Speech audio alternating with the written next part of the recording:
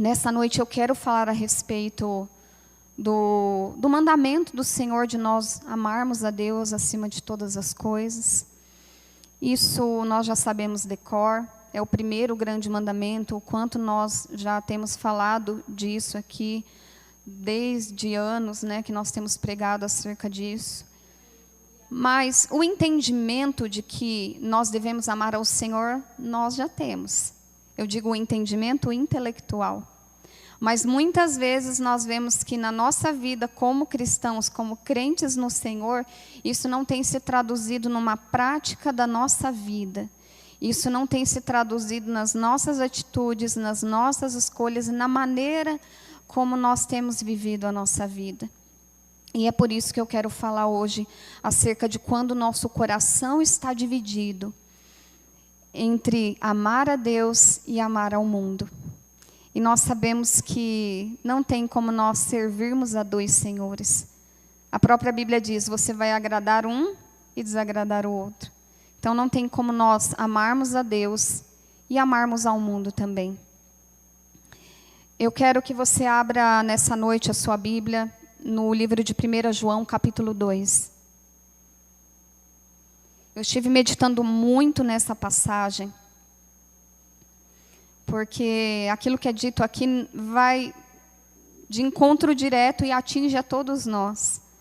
Não só os irmãos que estão aí embaixo, mas a nós que estamos aqui em cima também. Nós somos atingidos e exortados pela palavra. E pela misericórdia do Senhor é que nós estamos aqui pregando e trazendo a mensagem do Senhor. 1 João, capítulo 2, nós vamos ler o verso 15 ao 17.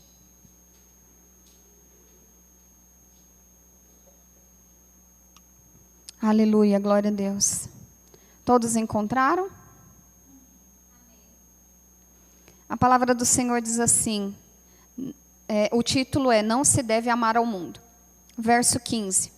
Não amem o mundo, nem as coisas que há no mundo. Se alguém amar o mundo, o amor do Pai não está nele. Porque tudo que há no mundo, o quê? Os desejos da carne, os desejos dos olhos e a soberba da vida não procede do Pai, mas procede da onde? Do mundo. Ora, o mundo passa, bem como seus desejos, mas aquele que faz a vontade de Deus permanece para sempre. Amém? Alguns segundinhos, vamos orar de novo. Senhor, eu me submeto a Ti nessa noite. Eu sei que o Senhor quer falar com a sua igreja, com os Teus filhos, que não saia nenhuma palavra da minha boca que não proceda da parte do Senhor, mas que o Senhor possa verdadeiramente me usar como instrumento nessa noite e que essa mensagem venha realmente atingir os nossos corações, não somente para um entendimento intelectual, mas para uma transformação de mente, uma transformação interior. Esse é o desejo do nosso coração e assim nós oramos e agradecemos. Amém.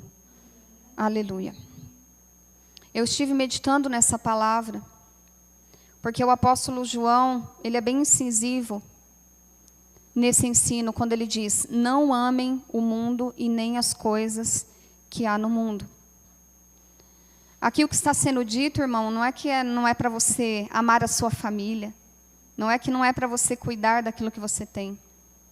O mundo aqui, interpretando, né, o texto no grego, o apóstolo João está falando do sistema cultural.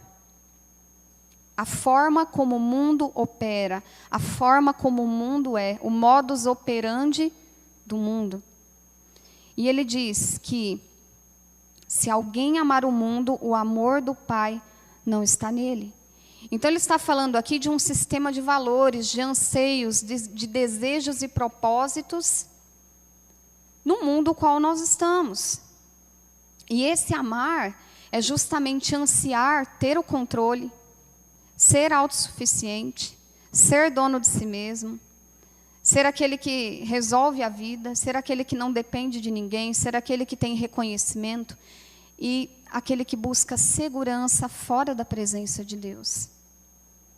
Mas, irmãos, a própria palavra diz que esse mesmo mundo que nós estamos, ele rejeitou o Cristo, ele rejeitou Jesus.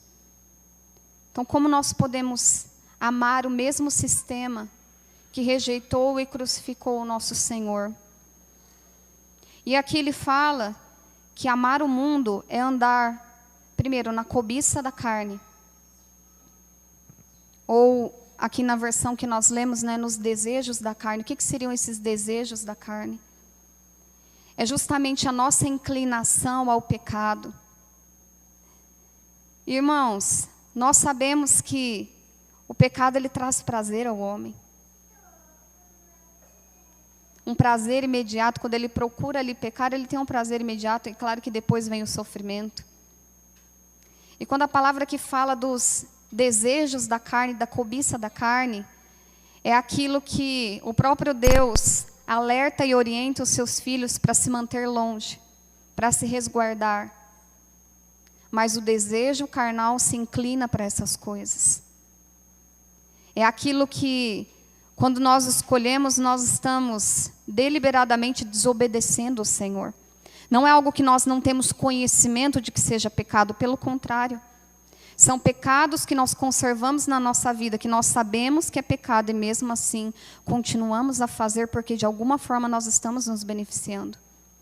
Irmãos, uma pessoa que mente, ela mente para quê? Para o bem comum? Não, ela conta uma mentira porque ela está pensando em quem? Nela mesma, ela está pensando em se autopreservar, em se autorresguardar. Então, são pecados que apontam para a carne do homem, para aquilo que é caído, para aquilo pelo qual, pela nossa natureza, nós somos atraídos. E ele diz, nós não podemos amar isso, porque isso Deus condena. E ele fala da cobiça dos olhos. Os olhos, né, os nossos olhos, eles são a nossa porta para o mundo. É através dele que vem os desejos, os anseios, através do olho, através daquilo que nós contemplamos. Nós passamos a desejar, nós passamos a viver aquilo. Então, essa cobiça dos olhos, irmãos, nós não estamos aqui necessariamente falando de algo que é pecado. Pode ser um desejo, algo que você queira ter, algo que você queira conquistar. E hoje em dia parece que as redes sociais se tornaram a porta para as pessoas descobrirem tudo que elas não têm, mas elas acham que elas precisam ter, né? É ali onde você vê tudo o que está acontecendo no mundo, tudo que as pessoas têm, tudo que as pessoas estão conquistando, e aí você passa a desejar também. E às vezes é algo que nem Deus quer para a sua vida. Mas isso muitas vezes consome o coração. A pessoa, ela vive por aquilo, ela trabalha por aquilo, e às vezes é algo que Deus não quer para ela. E a terceira coisa que ele fala é a soberba da vida. E a soberba da vida daqui diz respeito justamente a essa arrogância que é produzida no coração humano, quando a segurança do ser humano se baseia naquilo que ele possui. Sabe, é aquele negócio, isso daqui é a minha conquista, eu conquistei, eu fiz, eu adquiri, e a pessoa coloca toda a confiança naquilo que ela tem. Seja naquilo que ela tem, ou seja no conhecimento que ela possui, na capacidade que ela possui, nas habilidades que ela possui.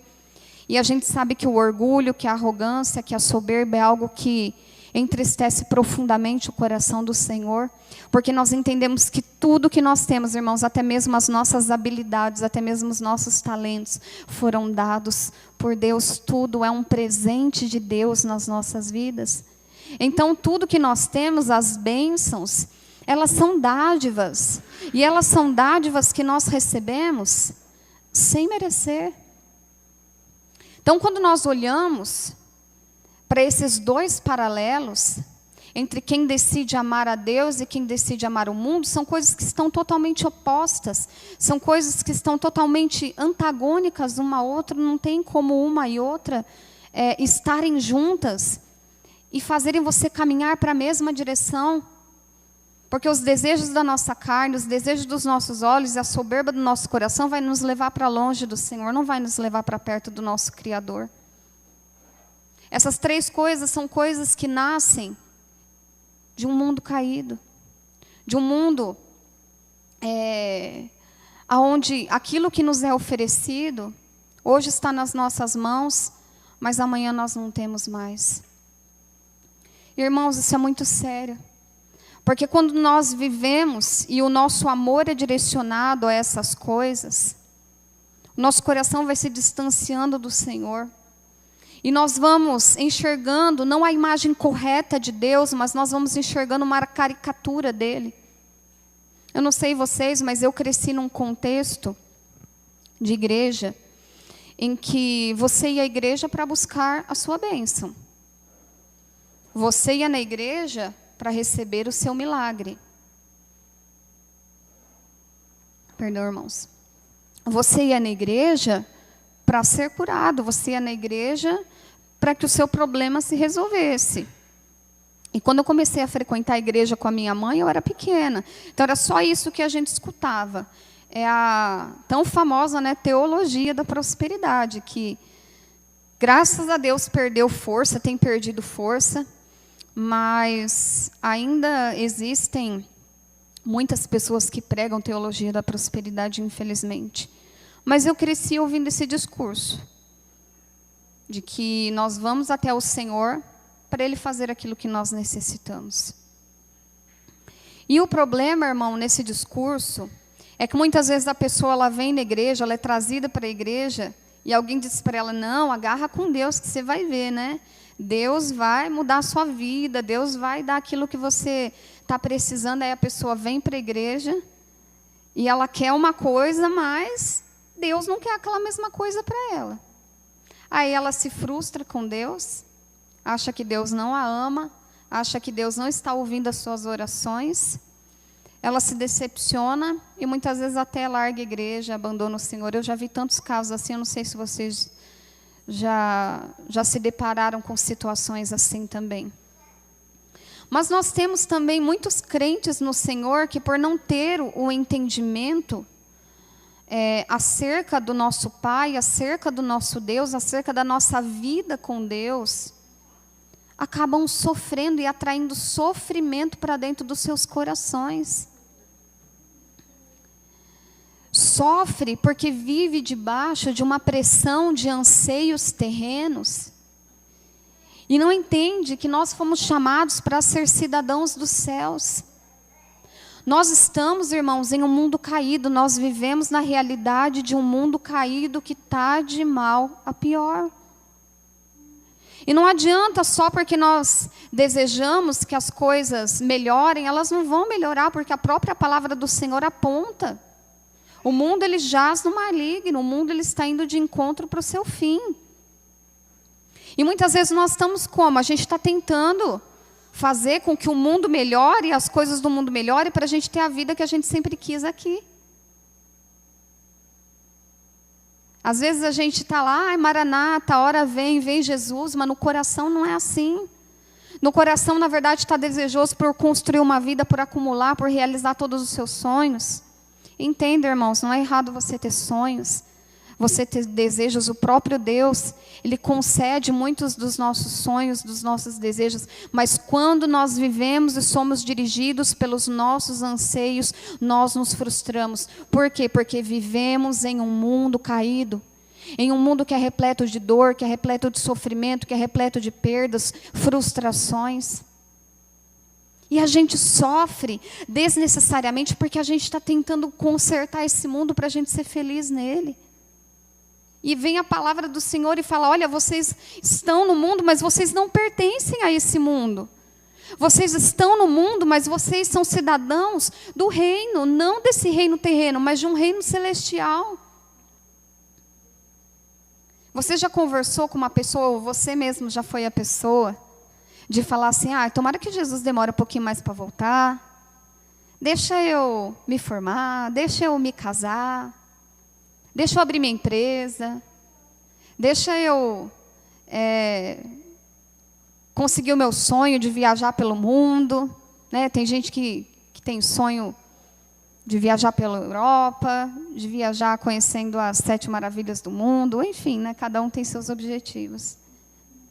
E a gente quer tentar consertar um mundo que está caído, para a gente caber nele. Enquanto a própria palavra diz que nós não pertencemos a esse lugar. E aí a gente está tentando ser plenamente feliz enquanto nós estamos aqui, quando a própria palavra diz, olha, no mundo vocês vão ter aflições, no mundo vocês vão sofrer. Isso não está sendo só com vocês, foi assim com os profetas, foi assim com os apóstolos. Com vocês não vai ser diferente. Vocês vão passar por muitas provações, mas olha, o Senhor é com vocês. O próprio Jesus diz, olha, no mundo vocês vão ter aflições, mas tenham bom ânimo. Eu venci o mundo. Eu vou para o Pai, mas eu volto e eu vou buscar vocês. Eu estou preparando morada para vocês. Uma morada incorruptível, num lugar onde não pode ser destruído. Aquilo, o tesouro que nós acumulamos no céu, não pode ser roubado, não pode ser destruído, não pode ser minado. Ele não se acaba com o tempo. E o Senhor, Ele nos dá essa promessa. Mas a gente está tentando fazer, sabe o quê? Eu gosto aqui de usar o exemplo da grama verdinha, porque eu tenho na frente da minha casa o meu jardinzinho ali com a grama. Irmãos, como é difícil manter aquela grama verdinha. Por mais que a gente regue, por mais que pode, por mais que você cuide, é muito difícil você manter a grama verdinha. E eu acho que eu já contei aqui para vocês que tem um vizinho, eu moro em condomínio, eu tenho um vizinho que, umas casas para frente aqui na mesma rua, eu olho a grama dele é sempre super verde, super bonita, nunca está queimada. Eu fiquei um tempão olhando aquela e falando, meu Deus, não é possível, ele comprou uma grama muito boa, ou ele rega muito bem, ele usa algum adubo, não é possível. Aí um dia, eu estava meio à toa ali na rua, falei assim, vou dar uma espiada nessa grama. Aí quando eu cheguei perto, eu percebi que era uma grama sintética. E eu falei, agora entendi tudo. E eu estava ali desesperada para tentar fazer minha grama ficar verdinha e bonitinha, que nem a grama daquele vizinho.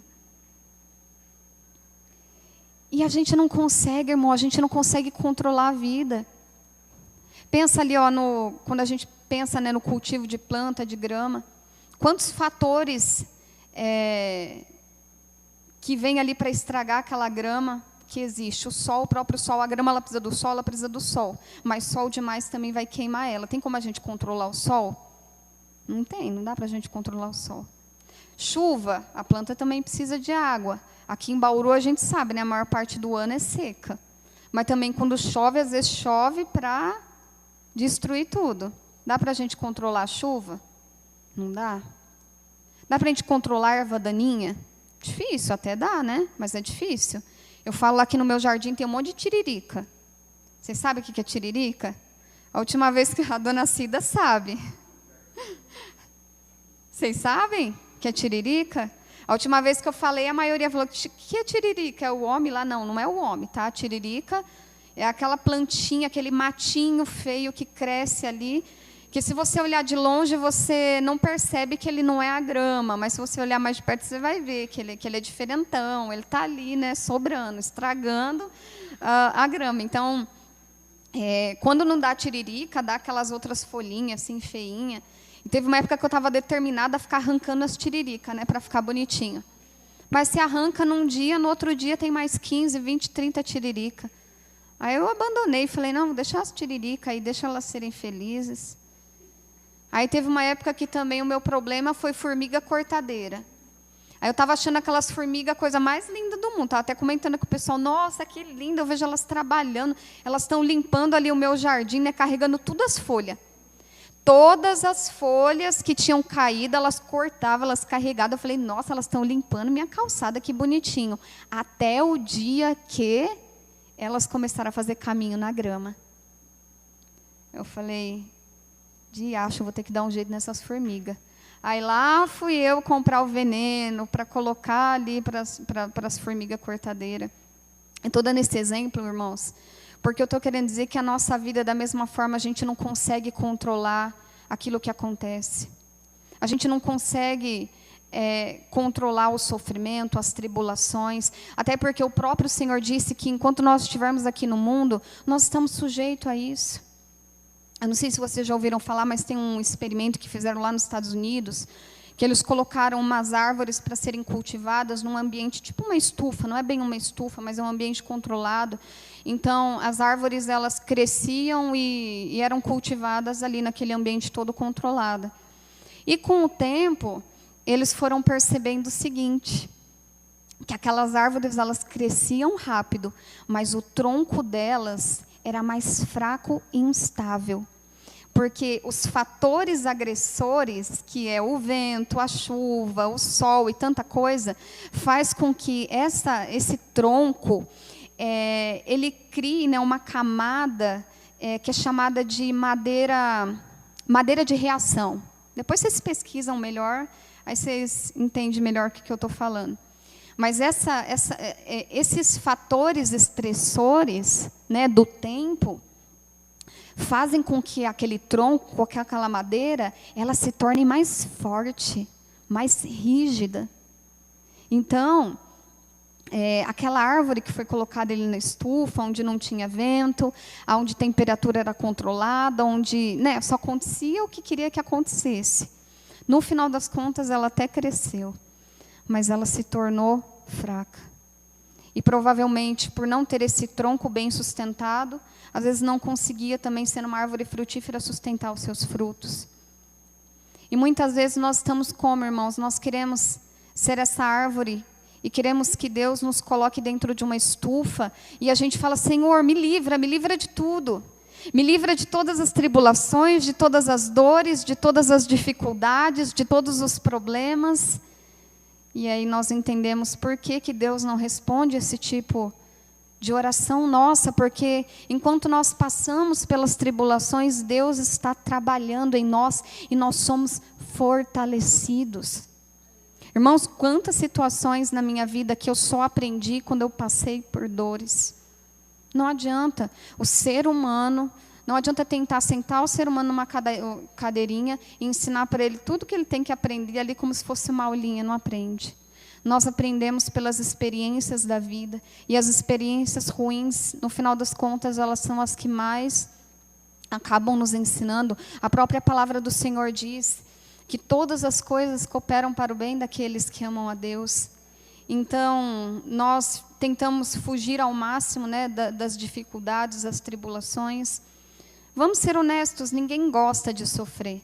Mas quando nós entendemos o propósito do sofrimento na vida do cristão, nós entendemos que ele é pedagógico e que ao mesmo tempo em que o Senhor permite sofrimentos na nossa vida, Ele também derrama de forma abundante a sua graça sobre nós. E essa graça nos capacita e nos fortalece a nós passarmos por essas dificuldades firmados em Deus, firmados no Senhor.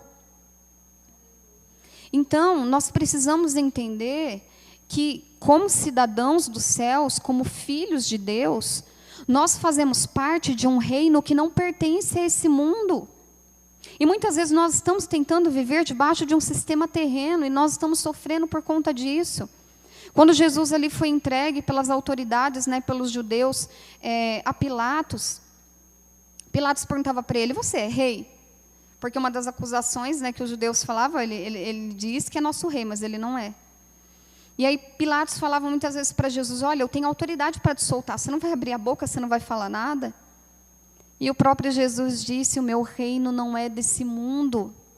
Por quê? O que ele estava querendo dizer? Não, eu tenho autoridade, eu tenho poder. Mas os meus planos, os planos do Pai, não são aquilo que vocês esperam. O que eles esperavam? Olha, se você, Jesus, é realmente o Messias, então derrote Roma, né? Se torne um grande líder militar, faça essa reforma, essa tomada de poder que o povo esperava que o Messias fizesse.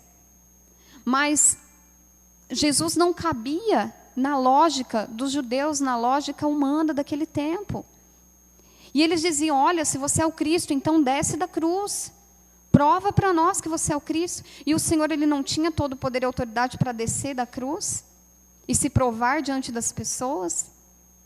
Mas os planos do Pai, os planos de Deus, eram diferentes e não cabiam na mentalidade do povo. Quando o povo olhava a cruz e via Jesus crucificado, eles viam derrota. Eles viam derrota. Mas no céu havia redenção. Havia festa no céu, porque agora um povo que não era povo pôde se tornar filhos de Deus. Aqueles que tinham pecados agora podiam ser perdoados, redimidos, reconciliados com o Senhor. Então a lógica terrena e a lógica do reino de Deus, elas conflitam. O mundo vai dizer para você que você vence conquistando, tomando. E o reino de Deus vai dizer que você vence entregando. Porque Cristo venceu o pecado como?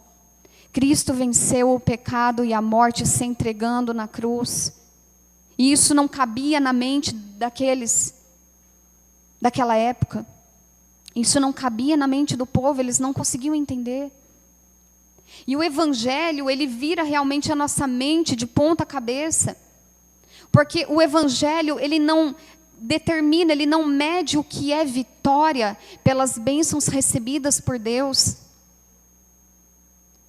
O Evangelho, ele mede vitória pelo quanto nós fomos amados pelo Senhor. Ah, Nath, é você que está dizendo isso. Não, não sou eu que estou dizendo isso, é Romanos 8,37. Aquele versículo tão famoso que diz assim, ó: mas em todas essas coisas somos mais que vencedores, por aquele que nos amou. E o versículo anterior fala, olha, por amor de ti somos entregues à morte todo dia, fomos entregues como ovelhas no matadouro. E ele diz, mas em todas essas coisas somos mais que vencedores. Espera lá, como que eu sou mais que vencedor se eu estou sendo entregue, se eu estou sendo perseguido, se eu estou sofrendo? Vocês entendem que a lógica terrena, a lógica desse mundo, vai totalmente em conflito com a lógica de Deus. Então a Bíblia diz, o Evangelho nos diz que nós somos mais que vencedores pelo amor pelo qual nós fomos atingidos, e não pelas bênçãos que nós adquirimos. Isso, muitas vezes, nós não conseguimos ter um entendimento. O mundo não consegue ter um entendimento. Porque as pessoas chegam até a igreja e elas acham que vitória é elas conquistarem aquilo que elas sempre quiseram. Seja o trabalho, seja o carro, seja a casa. E elas não entendem que, independente se elas forem conquistar qualquer uma dessas coisas, elas foram alvo da misericórdia e do amor de Deus. E isso é a maior vitória que nós poderemos receber. Termos nos tornado alvos do amor de Deus quando nós não merecíamos. Quando nós ainda estávamos em trevas, quando nós ainda éramos pecadores. E nós precisamos aprender a discernir o amor de Deus. Eu tenho certeza que nós não conseguimos entender e discernir o amor de Deus nessa era. Nós vamos precisar de toda a eternidade para conseguir entender João 3,16. João 3,16 que está aí na boca de todo mundo sabe de cor, todo mundo repete. Deus amou o mundo, né? Porque Deus amou o mundo de tal maneira. Mas quando a palavra fala de tal maneira, e a gente pode ler, a gente não entende que tal maneira é essa. Porque é um amor que não cabe no nosso intelecto, é um amor extraordinário, é um amor escandaloso. É um amor que não cabe dentro da lógica humana. E nós vamos passar toda a nossa vida e nós não vamos discernir por completo o que é o amor de Deus, mas nós precisamos caminhar na direção dessa maturidade de entendimento. Nós precisamos amadurecer para entender o amor de Deus por nós. Porque enquanto nós não entendemos o quanto nós somos amados pelo Senhor, nós permanecemos mendigando o amor do mundo. Nós permanecemos mendigando um amor que é falso, um amor que é baseado em performance, em desempenho. Você vai ser amado pelo mundo, irmão, enquanto você estiver entregando, enquanto você estiver fazendo, enquanto você estiver beneficiando as pessoas. A partir do momento em que você não tiver mais nada para entregar, esse amor ele desaparece. É um amor totalmente condicional. É um amor totalmente condicional. E é muito difícil viver debaixo de um amor que é baseado em performance. Sabe, irmãos, eu sei que aqueles que são pais, né? Nós como pais, nós desejamos o melhor para os nossos filhos. Nós desejamos que eles tenham acesso a boa educação, que eles possam estudar em boas escolas, que eles tenham boas oportunidades de emprego, que eles possam, né, conquistar ali, ter uma casa, né, tirar a carta de motorista, ter um carro. Não tem nada de errado em nós desejarmos isso, mas posso falar uma coisa que o Senhor amadureceu no meu coração, irmãos? Talvez os nossos filhos não alcancem isso. E muitas vezes eu vejo pessoas muito desesperadas em torno disso. E hoje, o meu maior anseio para a vida do meu filho é: Senhor, eu não sei se ele vai ser uma pessoa de sucesso, né? Principalmente falando assim, o sucesso aos olhos do mundo. Até porque eu acredito, irmãos, que para muitas pessoas alcançar esse sucesso às vezes é se distanciar do Senhor. Então sim, talvez os nossos filhos não sejam pessoas que tenham muito dinheiro, talvez eles não cursem a melhor faculdade, talvez eles não tenham o melhor emprego. Mas hoje a minha maior preocupação e a minha maior oração em relação ao meu filho é que ele aprenda a amar a Deus mais do que eu amo. Porque se o meu filho se tornar uma pessoa de sucesso, com um ótimo emprego, com uma ótima carreira, com uma ótima casa, mas for uma pessoa distante do Senhor, então eu vou acreditar que realmente, em parte, pelo menos eu falhei como mãe. Pode ser que ele não conquiste essas coisas, mas eu quero que ele permaneça na presença de Deus, que ele conheça o Senhor, que ele tenha intimidade com o Senhor, que ele traga muitas almas para Jesus. As outras bênçãos podem vir? Pode vir. Não estou pregando contra a bênção, não. Mas às vezes vai ser mais bênção na vida de um filho seu ser uma pessoa ali com uma vida mediana, ou até viver de forma simples, mas na presença de Deus, do que ser uma pessoa extremamente próspera e que se desvia e se distancia do Senhor. Então, aquilo que é sucesso aos olhos do mundo, irmãos, nem sempre é sucesso aos olhos de Deus. Nem sempre é sucesso aos olhos do Senhor. E esse amor com o qual o Senhor nos amou, com o qual o Senhor tem nos amado, nós ainda nem começamos a discernir o quanto Ele é profundo. O quanto nós somos imerecedores do amor de Deus por nós.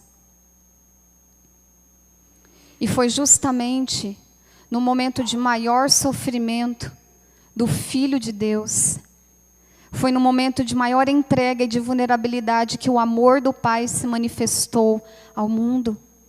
Quando Cristo estava ali, de braços abertos, ali o amor de Deus foi manifesto.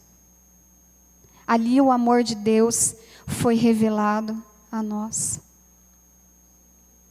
E esse amor, ele não pode ser entendido intelectualmente. Nós precisamos da ajuda do Espírito Santo. E nós precisamos clamar por esse amadurecimento de entendimento acerca do amor de Deus por nós. Porque enquanto nós não entendermos que somos amados por Deus, nós vamos correr atrás das coisas do mundo para nos sentir satisfeitos e amados. Nós vamos correr atrás das coisas do mundo para nos sentir completos. A palavra do Senhor diz em 2 Coríntios 2,14 que o amor de Cristo nos constrange. E nos constrange porque nós não o entendemos. Se a gente tentar racionalizar, a gente não vai conseguir entender. É por isso que muitas vezes nós duvidamos do amor de Deus por nós. E muitas vezes nos tornamos legalistas. Nós pensamos que se nós tivermos um bom desempenho, se nós formos bons filhos, se nós frequentarmos a igreja, então o Senhor vai nos amar mais, o Senhor vai nos aprovar mais. Mas a verdade é que dentro da lógica do amor de Deus, não tem nada que você possa fazer para você ser mais amado. Não tem nada que você tenha feito para merecer ser amado. E nós precisamos rogar ao Espírito Santo que aumente o nosso entendimento acerca disso.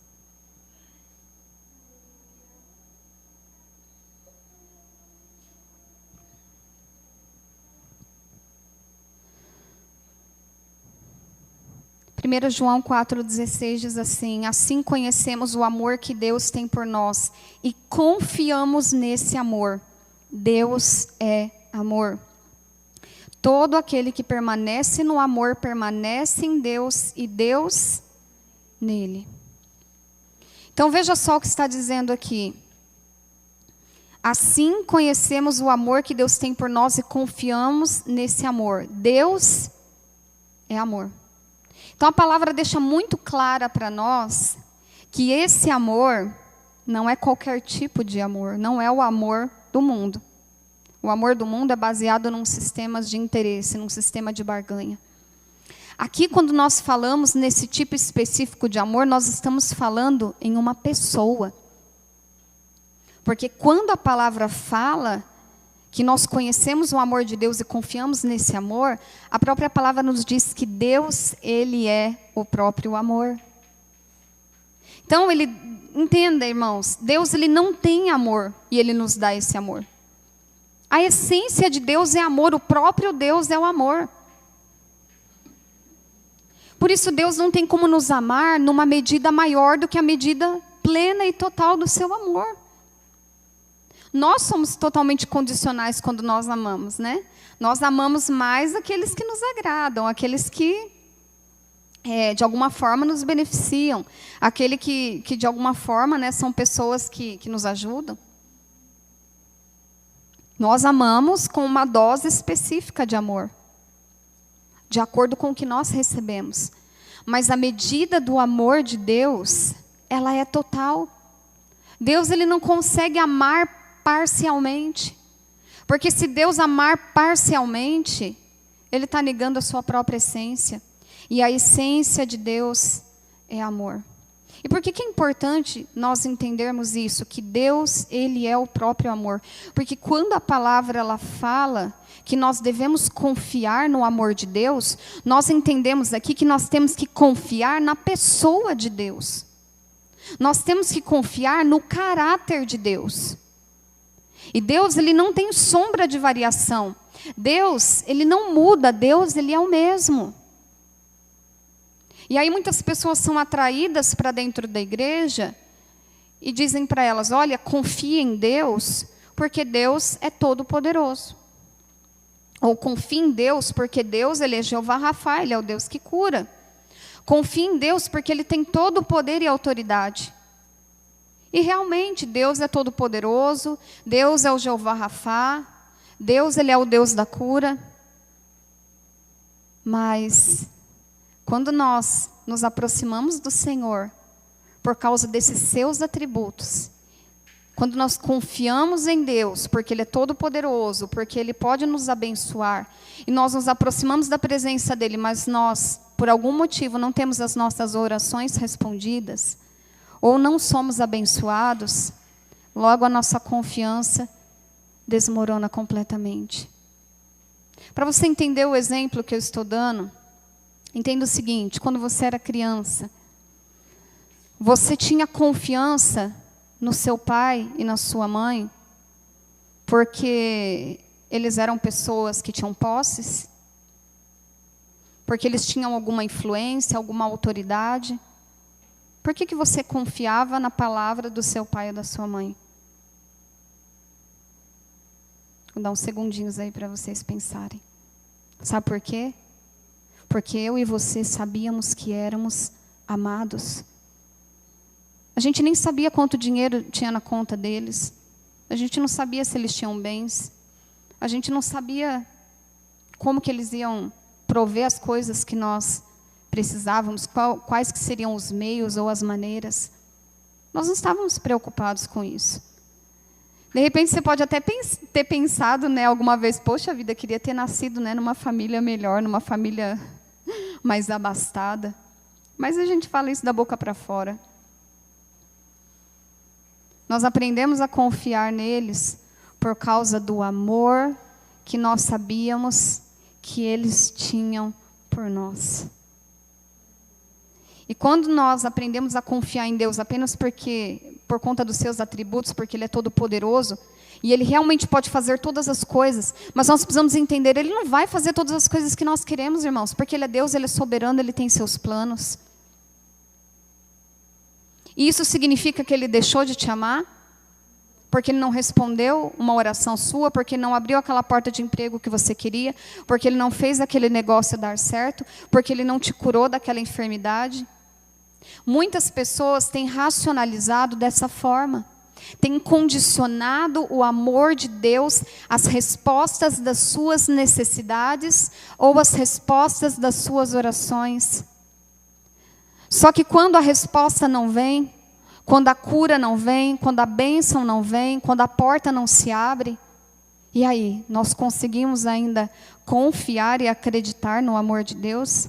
Nesse amor que nós sabemos intelectualmente que é um amor extravagante? Que é um amor extraordinário, que é um amor que nos cerca por todos os lados, ou nós ainda temos condicionado Deus a todas essas coisas? Irmãos, a palavra do Senhor diz em 1 João 4 que o verdadeiro amor, ele lança fora o medo. O verdadeiro amor, nós estamos falando aqui de uma pessoa, ele lança fora o medo. E como muitas pessoas têm vivido debaixo do jugo do medo. É o medo da enfermidade, é o medo de perder o emprego, é o medo de não conseguir pagar as contas, é o medo de sofrer um acidente. É o medo quando começa a falar aí de epidemia, de gripe, de doença. Quantos medos a gente pode citar? E a gente vive debaixo do medo. É medo que alguém da nossa família morra. É medo de perder tudo que a gente tem. Irmãos, nós estamos num mundo caído, nós estamos sujeitos a todas essas coisas. Isso não nos torna menos amados pelo Senhor. Eu e você não somos menos amados. Ou alguém tem alguém aqui que está tudo certo na sua vida.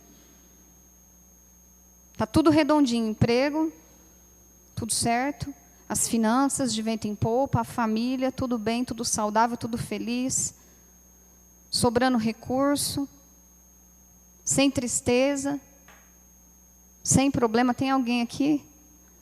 Se tiver, vou chamar você aqui na frente e vou orar, pedir para Deus te levar. Porque não é possível. Nós estamos em um mundo caído. Eu até brinco com a mãe da Dani, quando ela vai lá em casa, que ela vai lá me ajudar toda semana, né, com a limpeza, com a organização. E ela fala, nossa, não me dói nada, graças a Deus. Eu falo, olha, dona Elis, glória a Deus. Nunca conheci uma pessoa que não dói nada. Porque tem dia parece que dói tudo. Dói da ponta do pé até o alto da cabeça. E você vai no médico, você está ali, por exemplo, né, com problema de estômago. Você conserta o problema do estômago, daqui a pouco você começa com... o joelho começa a dar problema. Aí você conserta o joelho... vem labirintite, misericórdia, labirintite. Aí passa a labirintite, você entra numa crise de enxaqueca. Aí a teologia que diz que você tem que estar de glória em glória, em vitória, faz você pensar que você, meu Deus, né, eu devo estar pecando muito, eu devo ser uma pessoa muito ruim para estar vivendo tanto problema na minha vida. E entenda, irmão, tem muitos sofrimentos que nós geramos. Nós precisamos entender isso. Nós estamos num mundo caído, sim, nós vamos passar por sofrimentos.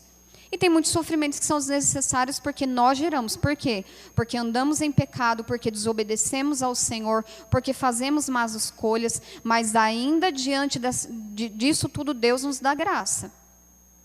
Então tem muita coisa que nós passamos que nós não precisaríamos passar. Mas o fato de você estar passando por lutas não significa que você pecou, que você ofendeu a Deus, que Deus está ofendido com você e está querendo te castigar. Nós estamos em um mundo caído. Um mundo de aflições, um mundo de dificuldade. Eu e você estamos lutando todo dia. E é aquilo, irmão, às vezes a gente acorda ali, quando parece que a semana, né, às vezes a semana que passou foi só luta, só dificuldade, você pensa, essa semana vai. Aí aparece uma luta pior, você fala, meu Deus do céu. O que eu faço? E aí muitas vezes a pessoa acha que o problema é a família dela, é o trabalho dela, é o marido, é a esposa, é a igreja. É o que eu sempre falo, irmãos. Quando nós aprendemos a servir uns aos outros, Deus ele vai transformando nosso coração. A própria Bíblia diz que o desejo da mulher tem que ser para o seu marido. Nós temos que viver para servir. Se o marido vivesse para agradar a esposa vivesse para agradar o marido, meus irmãos, nós resolveríamos 80% dos problemas conjugais. Mas a gente vê as pessoas ali militando pelas suas necessidades, pelo seu querer. E Deus, Ele quer nos ensinar nessa noite. De repente você diz, e agora o que eu faço diante dessas verdades? Eu entendo que eu não tenho amado ao Senhor. Que eu estou sim amando mais o mundo e o que nele há. Estou preso ainda, de repente, em pecado, na cobiça da carne. Ou estou muito fascinado pela cobiça dos olhos. Estou muito envolvido pelos desejos, pelos planos e pelos anseios desse mundo. Entenda, não é errado você planejar, você querer ter sua casa, seu carro. O problema é quando você fica tão envolvido por isso, que a sua felicidade, a sua alegria, a sua vida depende de ter essas coisas. E quando você tem e você perde, então, meu Deus do céu, acabou o mundo. Jesus pode vir e te levar. E aí nós não conseguimos entender o amor de Deus por nós, diante de tudo isso. E Deus está nos chamando para que nós venhamos nos entregar a Ele com inteireza de coração. Nós estamos olhando para um Cristo que se entregou por nós por inteiro. A palavra do Senhor diz que Cristo, Ele se esvaziou, assumiu a forma de servo. Ele deixou a sua glória. E Ele se entregou para morrer na cruz por nós por inteiro. E nós estamos indo e vindo da igreja, estamos com o nosso coração dividido. Sabe por que você não consegue buscar Deus? Porque a sua mente não sai daquilo que você quer conquistar, dos problemas que você tem que resolver. Sabe por que você não consegue orar? Sua mente está tão cheia das coisas que você vê lá no Instagram, nas redes sociais, a viagem que você quer fazer, aquilo que você quer comprar, aquilo que você quer consertar na sua casa. Você não consegue pensar em Deus. Sabe por que você não consegue buscar o Senhor? Porque você está tão tomado pelo medo, você está tão tomado pelos problemas, pelo modo como esse sistema funciona, que você não consegue confiar no amor de Deus. E o Senhor, Ele está nos chamando para uma entrega total. Até quando nós vamos servir a Deus com o nosso coração dividido? A própria Bíblia diz, se nós amamos o mundo e o sistema dele e o que nele há, o amor de Deus não está em nós. E se o amor de Deus não está em nós, irmãos, então nós estamos perdidos. Nós estamos perdidos. Nós precisamos olhar para a cruz. Nós precisamos visitar o Calvário todos os dias. Quando eu disse para vocês que nós ainda não entendemos por completo aquilo que foi feito na cruz por nós, aquela entrega, aquele profundo amor, eu me incluo nisso, nós ainda não entendemos. Nós ainda não entendemos, irmãos. Nós precisamos revisitar o Calvário todos os dias. Sim, se necessário, ler João 3,16 todos os dias. Até que o Espírito Santo testifique no nosso coração, não de uma maneira intelectual somente. Você não precisa decorar o versículo você já tem decorado. Você precisa deixar que essa palavra rasgue o teu coração e realmente testifique no seu interior e se torne uma verdade para você. Uma verdade que você leve para as suas atitudes da sua vida. E não só um versículo que você põe lá no seu Instagram ou que você recita. A Bíblia diz que Jesus, Ele abriu mão da sua glória. E nós somos tão arrogantes, tão soberbos, irmãos, que nem glória nós temos, mas nós não queremos abrir mão daquilo que nós somos, nós não queremos nos esvaziar. Nem glória nós temos. A própria Bíblia diz que a glória do homem é conhecer a Deus. A palavra do Senhor diz lá em Jeremias. A palavra diz, não se glorie o sábio na sua sabedoria, nem o forte na sua força, nem o rico nas suas riquezas. Entenda, ser humano, se você tiver que se gloriar em uma única coisa, é em conhecer ao Senhor. Porque conhecer ao Senhor é a glória do homem. Nós estamos absorvidos por esse sistema, e quando nós temos que nos esvaziar de tudo isso, a gente não quer. A gente fala, espera um pouquinho, Deus, deixa eu resolver essa situação na minha vida. Deixa eu terminar de fazer isso daqui que eu estou fazendo. Deixa aqui que eu estou com as rédeas da situação. E aí o Senhor nos convida a nos esvaziar, a depositar a nossa confiança nele, a entender que esse mundo vai de mal a pior. Irmãos, hoje nós podemos ter um carro, amanhã pode ser que a gente esteja andando a pé. Isso significa que nós somos derrotados? Para o mundo, sim. As pessoas vão dizer que você pecou, que você fez alguma coisa de errado. Se antes você tinha mais e agora você tem menos, tem alguma coisa de errado aí. Porque o negócio é assim, o crente tem que prosperar. O crente tem que prosperar. E a gente fica se enchendo desse monte de lixo e a gente deixa de discernir verdadeiramente a palavra de Deus. E tem pessoas que quando passam a ter menos, não conseguem ter satisfação no Senhor. Porque depositou demais a sua satisfação nas bênçãos recebidas. Ou então colocou empenho demais em conquistar essas bênçãos e se frustrou. E a questão é, quais são esses outros amores que estão dividindo o nosso coração? Você e eu sabemos. Você e eu sabemos. Atrás do que nós temos corrido, irmãos? Porque nós dizemos que não temos tempo para orar, nós não temos tempo para ler a Bíblia. Então nós estamos fazendo outra coisa. Quais são esses outros amores que estão roubando o nosso coração? Quais são esses outros amores que estão dividindo o nosso coração e tentando tomar o trono que pertence ao Senhor nas nossas vidas? E o chamado de Jesus para nós é claro: negue-se a si mesmo, tome a sua cruz e me siga. Não tem como você ser meu seguidor de outra forma. Esse aqui é o caminho. Negue-se a si mesmo, tome a sua cruz. A cruz são os sofrimentos que nós vamos passar. A cruz são as aflições que nós vamos passar. Negue-se a si mesmo. Tome a sua cruz e me siga. E às vezes a gente acha que isso é muito exagerado. Deus está pedindo muito para nós, né? É engraçado que a gente pode não admitir, mas dentro do nosso coração muitas vezes a gente fala: nossa, Deus é muito exigente, Deus pede muita coisa, né? Eu não consigo fazer isso daí que Deus pede. Estou muito longe e eu acho que isso daí ninguém consegue.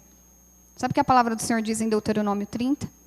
A palavra está perto de você. A lei do Senhor está perto de você. Está na tua boca, está no teu coração. Ela não está longe de você de forma que você não consiga alcançar. De forma que você não consiga se apropriar dela. Ela está perto de você. Ela está perto de você. Irmãos, nós não vamos discernir o amor de Deus. Nós não vamos amar a Deus. Não vamos estar no caminho do cumprimento do grande mandamento sem a ajuda do Espírito Santo. Eu sempre falo aqui, para amar a Deus, nós precisamos de Deus. Para desejar a Deus, nós precisamos de Deus. Nós não conseguimos sozinhos. Não é como se no nosso coração nós pudéssemos buscar os afetos mais profundos e de um dia para a noite, amanhã, segunda-feira, eu estou amando a Deus de todo o meu coração. Não, é um processo. E o Espírito Santo vai transformando o nosso coração para que esse amor vá crescendo. A Bíblia diz que o amor de Deus vai sendo aperfeiçoado em nós. O problema é quando nós não estamos progredindo nesse amor pelo Senhor. Pelo contrário, nós estamos regredindo. Nós estamos crescendo em amor pelas coisas desse mundo. Mas o nosso amor pelo Senhor está ali mirradinho, pequenininho.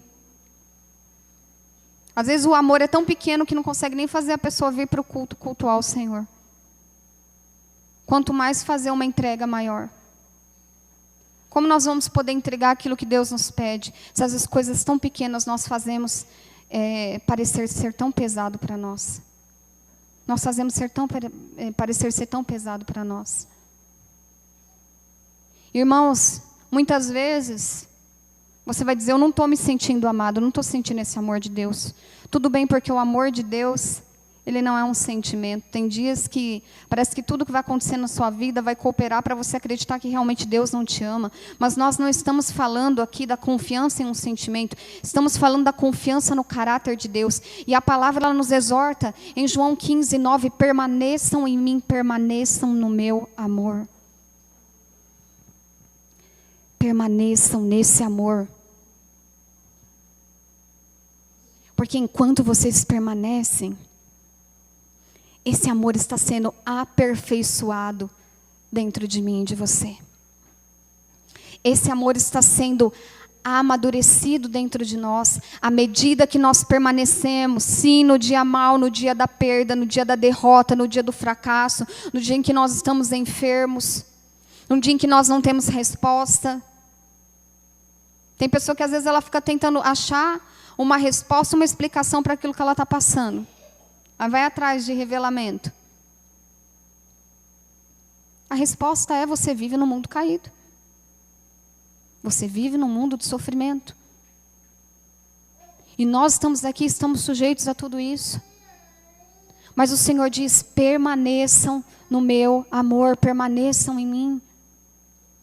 E à medida em que nós permanecemos no amor de Deus, à medida em que nós exercitamos esse amor, à medida em que nós vamos amadurecendo no entendimento desse amor de Deus por nós, isso se reflete na maneira como nós vivemos e na maneira como nós tratamos as pessoas ao nosso redor.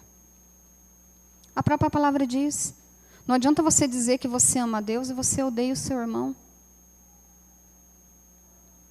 A palavra do Senhor diz: olha, ninguém jamais viu a Deus.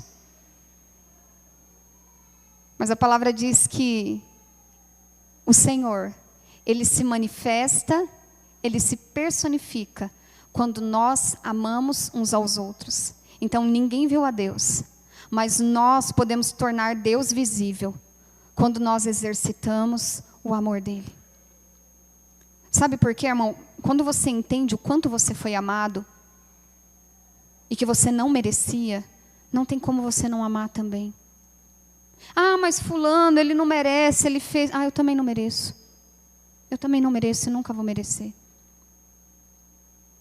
Por isso, se nós queremos realmente conhecer o amor de Deus, isso tem que começar dentro da nossa casa. Porque a gente pode dizer com os nossos lábios que amamos ao Senhor, mas se nós negligenciamos a nossa família, o marido que negligencia a esposa que negligencia o marido, os pais que negligenciam os filhos, como eu posso falar que eu amo a Deus, se eu sequer cuido daqueles que estão ao meu redor? O Deus invisível se manifesta quando nós amamos uns aos outros. E esse amor vai sendo aperfeiçoado dentro de nós, ele vai crescendo dentro de nós. E nós vamos crescendo no entendimento do que foi esse amor extraordinário. Que a palavra do Senhor diz que foi derramado sobre os nossos corações. Irmãos, entenda, a minha expectativa, tanto para mim como para vocês, não é que você saia daqui hoje e amanhã, na segunda-feira, você já comece a amar Deus de todo o seu coração e amar o seu próximo como a você mesmo. Mas nós precisamos entender qual é a nossa condição hoje. Se o nosso coração tem estado dividido, nós precisamos fazer alguma coisa a respeito. Porque nós precisamos progredir no nosso amor para com o Senhor. Nós precisamos progredir em amar a Deus e entender o quanto fomos amados. Enquanto nós não entendermos o quanto fomos amados, nós vamos tentar nos satisfazer no sistema desse mundo.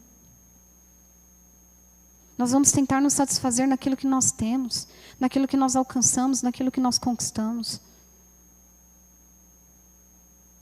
Que o Senhor hoje Ele possa realmente abrir os nossos olhos, abrir os olhos do nosso entendimento. Eu quero e vou falar na semana que vem sobre a obediência. Nós já falamos muito aqui que a linguagem do amor de Deus é a obediência. O Senhor Jesus disse: aqueles que me amam são os que me obedecem. Mas como nós podemos falar sobre obediência se sequer nós estamos amando ao Senhor? Eu não vou obedecer ao Senhor se eu não aprender a amar a Deus. Eu posso concordar com todos os seus mandamentos, eu posso concordar que eu sou pecador e continuar vivendo a mesma vida miserável de pecado. Porque eu não amo ao Senhor e os meus amores vão me dirigir, vão dirigir o meu coração. E o Senhor está nos trazendo essa verdade, que é tempo de nós sermos dirigidos pelo amor que nós temos ao Senhor, e não pelo amor que nós temos a nós mesmos e às coisas desse mundo. Porque se nós continuarmos amando esse mundo, nós vamos quebrar junto com ele. Irmãos, para esse mundo, a morte é o fim. Então, enquanto eu estou vivo, eu tenho que viver tudo, eu tenho que fazer tudo, eu tenho que conquistar, eu tenho que acumular.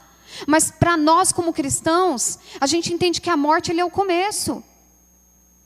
A gente lamenta muito quando um crente, um filho de Deus, um servo do Senhor morre, e realmente a gente fica muito triste. A gente sempre quer que uma pessoa enferma seja curada. A gente lamenta se uma pessoa morre num acidente. Mas posso falar uma coisa, irmão? Se a pessoa partiu com o Senhor, está muito melhor do que eu e você. Eles já alcançaram a graça maior. E a gente fica falando que a pessoa é coitada porque ela partiu com o Senhor. E nós que estamos aqui, né, somos muito abençoados. Misericórdia. A gente está aqui ainda lutando pela nossa salvação. Estou falando que é para você sair daqui pedindo para Deus te levar. Amém? Mas nós deixamos de temer a morte como se ela fosse o fim de tudo e entendemos que ela é o começo do encontro com o nosso Senhor. É o que o apóstolo Paulo disse. Para mim viver é Cristo, morrer é lucro. Porque eu vou me encontrar com o meu Salvador. Ah, a vida passou, eu não tive tudo aquilo que eu queria. Mas a minha vida começa agora. A palavra do Senhor diz que a nossa vida está escondida em Cristo. Consegue entender a profundidade dessa verdade? Que a nossa vida ela está escondida em Cristo. Então eu só posso viver de verdade quando eu encontro Cristo. Até lá eu estou sobrevivendo. Estou sobrevivendo.